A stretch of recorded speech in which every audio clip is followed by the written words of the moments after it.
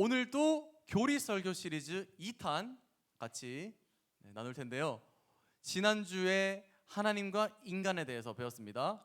하나님과 인간의 그 간격을 누군가가 메워줘야 되는데 그분이 누구시라고요? 누구시라고요? 예수님이시라고요. 우리 함께 한번 교리 설교 시리즈 2탄 들어가 보도록 하겠습니다. 먼저 우리 용어에 대해서 좀 정리를 하고 갈게요. 용어 정리. 자, 예수님을 우리는 구원자시기 때문에 기름 부으신 분이기 때문에 예수 그리스도라고 한국어로 부르죠. 영어로는 뭐라고 부를까 예수님을?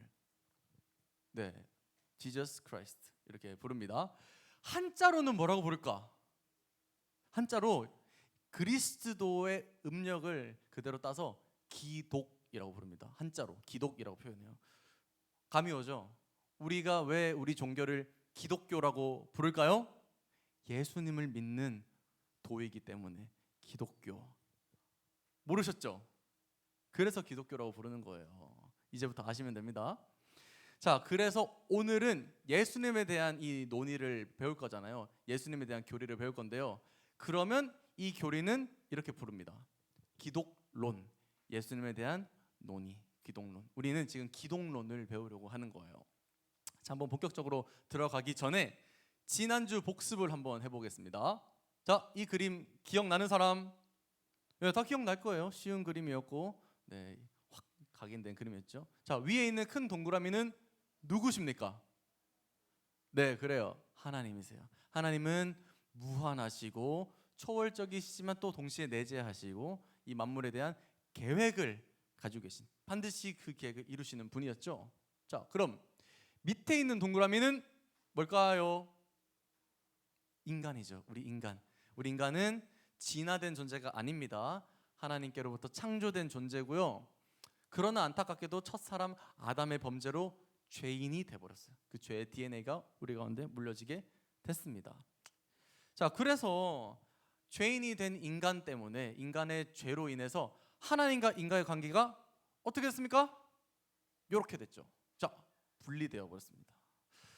생명의 원천이신 하나님께로부터 분리된 순간부터 급격하게 죽음이 진행되기 시작하는 거예요. 우리의 삶이 힘들어집니다. 고난이 닥칩니다. 불행해지고요.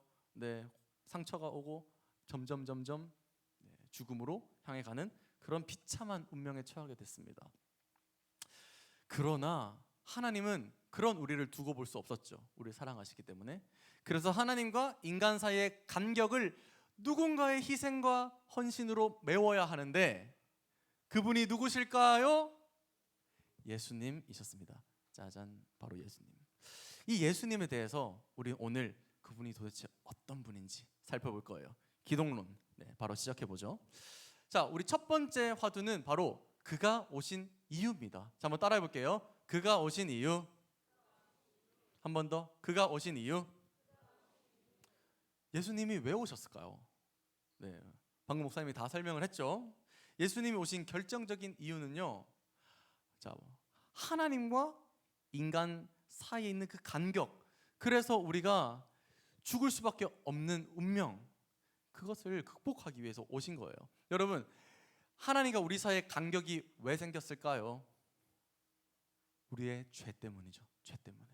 죄 때문에 하나님과 우리 사이의 간격이 생겼어요. 그 간격을 메꾸려고 주님이 오신 거예요. 근데 지난주에 설명드렸다시피 죄는요, 비단 겉으로 드러나는 것만이 아닙니다. 죄는 행위론적인 것만이 아니죠. 마음과 생각에 죄악이 다 들어있습니다. 자, 한번 질문해 보겠습니다. 남자에게 가장 취약한 죄는 뭘까? 자, 남자들 지금 머릿속에 띵 하고 떠오른 그 가장 취약한 죄, 그거죠. 우리는 다 알잖아, 맞죠? 네, 음란입니다. 음란. 여러분, 근데 여러분들이 성범죄를 저지르지 않는다 해도 방에서 혼자 그 이상한 거 영상 막 봐요. 야구 동영상 있잖아요. 그런 거 보고, 혹은 생각으로도 음란한 생각하고. 자, 이게 죄일까요, 아닐까요? 죄죠, 여러분. 마음속으로 생각으로 하는 거 죄입니다, 여러분. 죄예요. 자, 여자들은 안전한 것 같죠? 자, 여자들이 가장 취약한 죄가 뭘까요?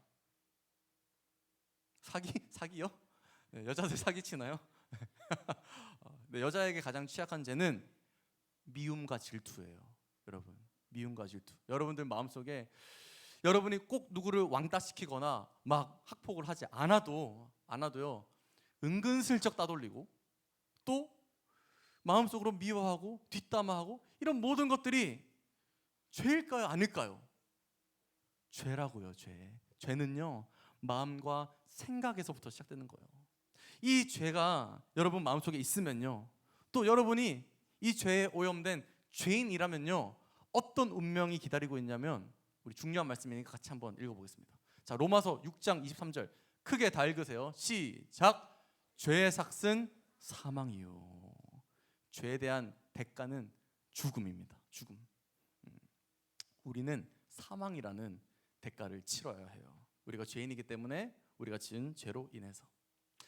이런 비참한 운명 가운데 하나님과 분리되어서 점점 메말라가는 우리의 운명을 다시 회복시키고 생명을 주시려고 오신 분이 바로 예수님이시죠. 예수님. 자, 한번 그가 오신 이유 따라해 보겠습니다. 그가 오신 이유, 나를 살리기 위해서. 자, 모션도 같이 하면 좋겠어요. 자, 손을 가슴에 얹으시면서 한 번 더. 그가 오신 이유, 나를 살리기 위해서. 네, 이게 기독론에서 가장 중요한 근본입니다. 예수님이 왜 오셨겠어요? 우리를 살리시기 위해서. 아멘. 아멘입니다. 아멘. 예수님은 우리를 살리기 위해, 우리의 하나님과의 그 간격을 메우시기 위해, 우리의 죄를 극복하기 위해서 오신 분이세요. 자, 이렇게 예수님이 우리 죄를 해결하기 위해서 오신 분인데요, 예수님은 이 죄를 해결하는 특별한 방식을 쓰십니다. 특별한 뭘 쓰신다고요? 특별한 방식을 쓰세요. 자, 이게 바로 기독론 두 번째 토픽. 자, 그가 하신 일, 그가 특별한 방식으로 하신 일. 자, 따라해 볼게요. 그가 하신 일. 한 번 더. 그가 하신 일. 자, 예수님은 이 땅에 오셔서 특별한 방식으로 죄를 해결하시고 하나님과 우리 사이를 이으셨어요. 자, 퀴즈를 하나 낼게요. 1부 때는 아무도 못 맞췄는데 맞출 수 있을까? 자, 1부 드린 친구들은 네, 조용히 하시고. 자, 문제. 예수님이 십자가에 달리셔서 죽으실 때 마지막으로 하셨던 말은? 오, 정답. 와, 대박. 역시 목사 아들 짬이 어디 가지 않는구만. 네, 맞아요. 우리 지호에게는 이따가 네, 셀라 쿠폰 한 장 드리도록 하겠습니다. 와, 네, 예수님 마지막으로 십자가에서 죽으시면서 하셨던 말은 바로 다 이루었다. 다 이루었다. 이 말을 헬라어 원어로 보면요, 테텔레스타이라고 합니다. 또 다른 의미가 있어요. 다 이루었다 말고 또 다른 의미, 값을 다 지불했다라는 의미로 쓰였다고 해요. 옛날에 한 고고학자들이 중동의 이 고고학 자료들을 발굴하고 있었어요. 그러다가 한 자료를 발견했는데요, 연구를 해보니까 영수증이었던 거예요. 영수증. 그 영수증은 누군가에게 빌린 빚을 다 갚고 나서 그것을 청산했다에 대한 영수증이었던 거죠. 근데 그 영수증 아래에 이런 문구가 휘갈겨 써져 있었대요. 테텔레스타이, 다 갚았다. 이 사람은 빚을 다 갚았다 라고 써져 있었다는 겁니다. 바로 이거예요. 예수님이 하신 일, 예수님이 우리의 죄를 해결하시기 위해 하신 방식이 바로 죄값을 대신 갚아주는 일이었어요. 예수님 말씀하시는 거죠. 다 지불되었다. 너희 죄에 대한 값, 그 생명의 값 내가 다 지불했다. 내가 너희를 대신해서 지불했다. 이게 바로 예수님이 하신 방식이에요. 여러분, 원래는 이 죄의 값을 누가 치러야 될까요? 누가 갚아야 되죠? 네 죄는 네가 갚아야지. 맞죠? 여러분의 생명으로 갚아야 되는 거예요. 그런데 예수님이 대신 갚아주신 거예요. 예수님의 그 생명값으로 여러분의 죄의 값을 대신하신 거죠. 이 대신하다라는 말에는 교환의 의미가 있어요. 그 자리를 대체한다. 원래 있어야 할 것을 다른 것으로 교환한다라는 그런 개념이 들어있는데요. 그래요. 여러분, 이 위대한 교환이 예수님의 십자가에서 일어난 겁니다. 이거를 교리적인 용어로, 교리 전문 용어로 이중전가라고 그래요. 왜 이중 전가일까요?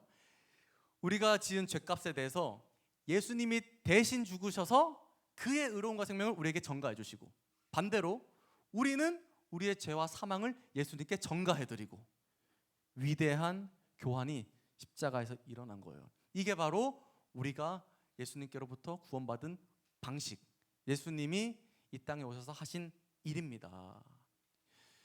예수님이 막 시간이 남아 돌아서, 생명이 남아 돌아서 여러분들에게 주신 거 아니에요. 예수님 기꺼이 여러분의 생명을 자기가 감당하시고, 그도 자기의 의로움과 그 놀라운 생명을 여러분에게 주시고, 너무나 귀한 것을 여러분에게 주신 거죠. 이제는 여러분 이 방식을 꼭 기억하시기 바랍니다. 좀 이해가 되세요? 아, 내가 이런 방식으로 예수님께 생명을 얻었구나 라는 것. 자, 한번 따라해 보겠습니다. 십자가에서 위대한 교환이 일어났다. 자, 한 번 더. 십자가에서 위대한 교환이 일어났다. 아시겠죠? 십자가 여러분 목걸이로도 많이 하고 장식품으로 많이 하는데요, 네, 그 이상의 의미가 있습니다. 십자가에서 위대한 교환, 우리의 죄는 주님께 넘어가고 주님의 그 생명이 우리에게 넘어오는 이중전가가 일어났다는 것, 기독론 두 번째 주제였습니다. 자, 그러면 자연스럽게 세 번째 의문이 들기 마련이에요. 기독론 세 번째 주제, 그분이 누구시길래? 그분이 누구시길래? 그렇잖아요? 그분이 도대체 누구시길래 이 많은 사람들의 죄값을 다 지불하실 수 있나요? 여러분, 죄에 대한 값이 사망이라면서요, 생명. 사람은 한 사람당 목숨이 몇 개가 있죠? 자, 2개 이상 있다고 생각하는 사람 혹시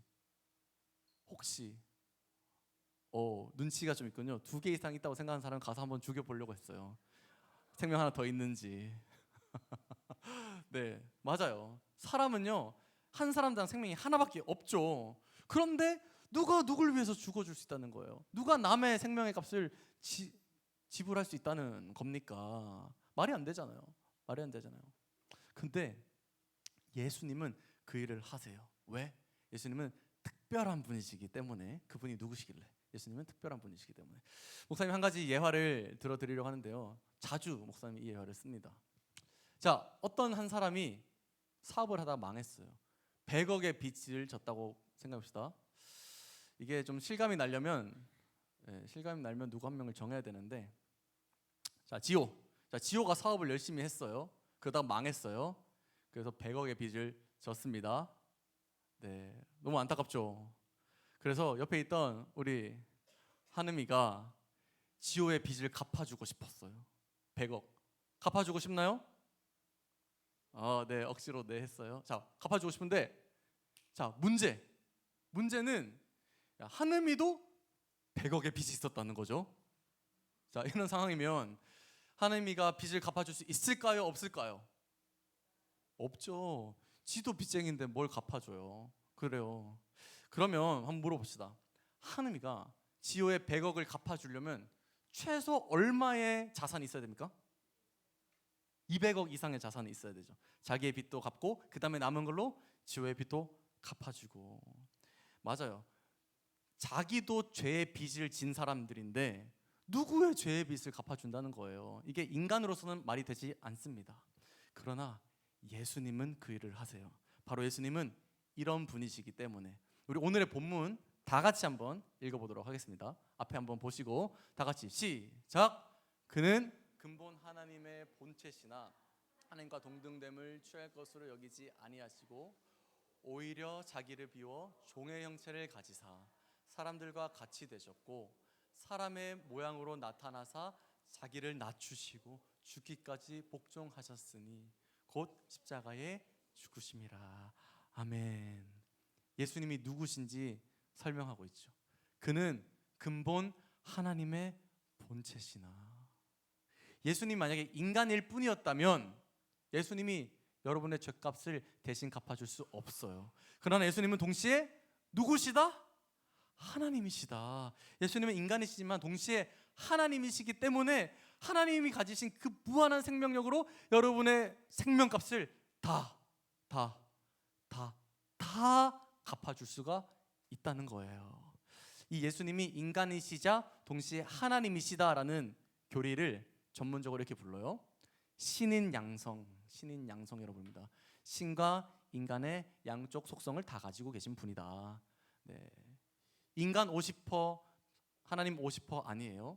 예수님 100% 인간이세요. 그러나 100% 하나님이시기도 합니다. 그래서 이 하나님이신 예수님이 여러분 한 사람 한 사람 모든 인류의 죄값을 그가 가지신 무한한 생명으로 갚아주실 수가 있는 거예요. 이제 좀 이해가 되시죠? 예수님이 이런 분이시기 때문에. 근데 더 놀랍습니다. 예수님이 결국엔 여러분의 죄를 떠안고 십자가에서 돌아가셨잖아요. 자, 예수님이 어떤 분이라고요? 무한한 생명을 가지신 하나님. 죽음 가운데 계속 계실 수 있을까요? 없을까요? 없어요. 그 생명력으로 부활하시고요. 여러분들에게도 이렇게 말씀하세요. 얘들아, 너희가 그냥 빚 갚은 상태, 영에서 살기를 원하지 않는다. 너희에게 나에게 있는 풍성한 생명을 더 준다. 부활의 생명 가지고 풍성한 생명을 누리며 살아라. 여러분, 이제부터 그저 죄의 빚만 해결될 사람이 아니에요. 부활의 예수님이 주시는 부활의 생명이 덤으로 여러분에게 의의 자산으로 쌓이게 된 것입니다. 예수님 바로 이런 분이세요. 그렇기 때문에 자, 앞으로 우리 약속 한 가지 합시다. 앞으로 우리 예수님이라는 단어를 떠올릴 때, 예수님이라는 말을 사용할 때 머릿속에서 동시에 하나님을 동시에 떠올리기 할 수 있겠죠? 네. 예수님 감사해요 할 때 동시에 하나님 떠올리면서 예수님 하나님 감사해요. 네. 예수님은 하나님이십니다. 자, 한번 따라해 볼게요. 예수님은 인간이시지만 동시에 하나님이시다. 네, 너무 중요하기 때문에 한 번 더. 예수님은 인간이시지만 동시에 하나님이시다. 아멘, 아멘 하세요. 아멘, 아멘. 너무나 중요한 교리예요. 여러분들이 이걸 모르면요, 믿음이 성장하지 않아요. 예수님에 대한 의문을 가지고서 믿음이 성장할 수가 없죠. 그러나 오늘 이 배운 내용들을 여러분 꼭 기억하시고 예수님을 바로 알고 바로 믿으시기를 바랍니다. 자, 마지막 기독론에 대한 네 번째 주제, 마지막 짧게 한번 다뤄볼게요. 자, 마지막 질문. 왜 그분이 굳이? 목사님 수련회 때도 한번 여러분에게 전했었는데요. 저는 목사님이 예수님에 대한 사랑을 받고 생각할 때마다 의문이 항상 든다고 말했죠. 왜 그분이 굳이 그랬어야만 했는가? 그렇죠? 하나님 그 자체이신 그분이, 너무나 존귀하신 하나님의 아들, 온 만물을 창조하신 왕의 왕, 그분이 왜 굳이 인간을 대신해서 죽으셔야만 했는가? 왜 굳이 인간이 되셔야만 했는가라는 거예요. 마지막 기독론 네 번째 토픽입니다. 목사님이 계속 참고하고 있는 책이 있다고 했잖아요. 쉬운 교리. 그 책에 보니까 예수님이 인간이 된 그 낮아지심을 이렇게 표현하더라고요. 자, 여러분들 지금부터 여러분들이 바퀴벌레가 됐다고 한번 생각을 해봅시다. 네, 이 바퀴벌레 녀석들. 자, 바퀴벌레가 된 거예요. 너무 귀여운 이미지라서 좀 실감이 잘 안 나죠? 자, 바퀴벌레. 여러분 다 바퀴벌레입니다 이제. 자, 생각하는 것만으로도 소름이 돋죠. 바퀴벌레 어디 삽니까? 더럽고 냄새나고 지저분한 하수구에 삽니다. 여러분 그런데 지금 이제 살게 되는 거예요. 또 바퀴벌레 평생 엉금엉금 기어다녀요. 예, 막 기어다니고 슉슉 그렇게 다니고. 또 사람처럼 지성적인 이 언어 소통이 불가능해요. 막 계속 막 더듬이로 이렇게 더듬더듬 하기만 하고. 또 온몸에는 더러운 병균들이 득실득실해요. 여러분 어떻습니까? 네. 예수님이 인간이 되신 그 낮아지심이 이거보다 더한 낮아짐이라는 거예요. 무한성을 가지신 하나님이셨잖아요. 그런데 이 인간으로 오신 그분 굳이 왜? 에? 굳이 왜요? 심지어는요, 저 벌레 같은 인간한테 사로잡혀서 죽임도 당해요. 얼마나 수치를 당하셨습니까? 왜 그분이 그렇게 하셔야만 했을까? 이유는 딱 한 가지죠. 우리 로마서 5장 8절을 다 같이 한번 읽어볼게요. 자, 앞에 보시고, 자, 고개를 드시고 다 같이 시작. 우리가 아직 죄인 되었을 때에 그리스도께서 우리를 위하여 죽으심으로 하나님께서 우리에 대한 자기의 사랑을 확증하셨느니라. 아멘. 무슨 말입니까? 예수님이 죽으심으로 내가 이만큼 너를 사랑한다 보여주셨다는 거예요. 그분이 우리를 얼마나 사랑하시는지를 보여주시기 위해서 십자가에서 죽으셨다는 거예요. 이유는 딱 하나죠. 바로 너희를 사랑하기 때문에, 너희를 사랑하기 때문에 하나님이신 분이 그 모진 고난을 당하시고 죽으시고 부활하시고. 아멘이세요? 아멘. 이 사랑을 여러분 받아들이는 것부터가 구원의 시작입니다. 그래서 다음 주에는 구원론을 다뤄보도록 하겠습니다. 이 사랑을 받아들인 사람들은 어떻게 살게 되는가라는 것을 다뤄보도록 할게요. 자, 한번 여러분 따라해 볼게요. 나를 사랑하사 나를 위해 죽으신 예수님. 한 번 더. 나를 사랑하사 나를 위해 죽으신 예수님. 가장 강력한 기독론 교리입니다. 네, 사랑하는 여러분, 오늘 이렇게 짧게 기독론에 대해서 다뤄봤는데요. 정말 예수님이 아니셨으면 어쩔 뻔했습니까? 여러분 참 다행이죠. 예수님께 감사하며 다음 주에는 예수님을 받아들인 사람들은 어떤 구원을 얻게 되는지 구원론 함께 살펴보도록 하겠습니다. 자, 마지막 목사님의 한마디. 예수님이 계셔서 참 다행이다. 아멘, 아멘.